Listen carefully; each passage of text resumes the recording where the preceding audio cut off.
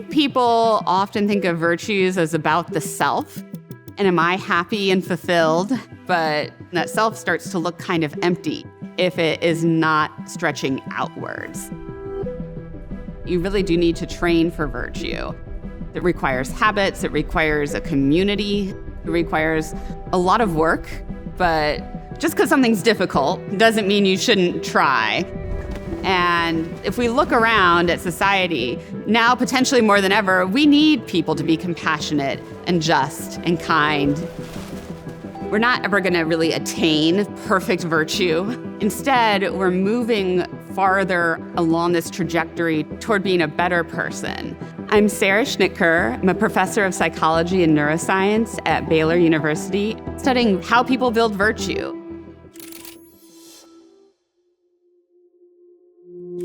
So a virtue is a disposition that we hold to act in a moral way. We think of them as habits. So these are things you can cultivate by practices over time. And then those habits need to be connected to a certain type of identity of who I am that's moral and transcends the self.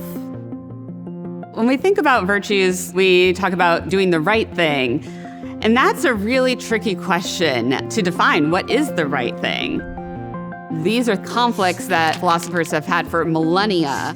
And so that tells me there's something there, and we should use our scientific tools to address that question. Our data show very consistently that people who are virtuous have higher well-being. They have more positive emotions, fewer negative emotions, report greater satisfaction with life, greater meaning in life. And so what we hope to do is to help people train to become virtuous. We're thinking about, okay, how do I move from the abstract of wanting virtues in my life to actually putting this into practice? It's hard. We are very habitual creatures, and what you see in the research is that you're actually going to have to practice them in the situations that require them. If you seek to cultivate, say, like patience, you're going to actually have to wait. To build courage, you will likely need to face threats. You know, you might think that virtues are this tool, this technology that we can use to hack our way in life and improve and optimize performance. We want to be careful about that idea.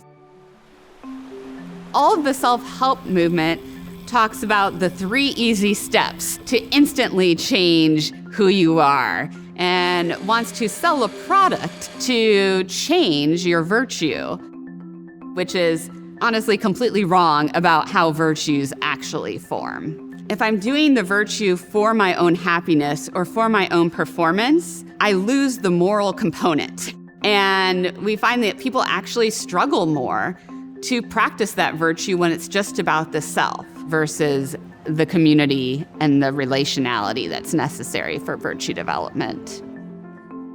You do actually see a lot of religious traditions and other practices people add to their life to develop virtues over time.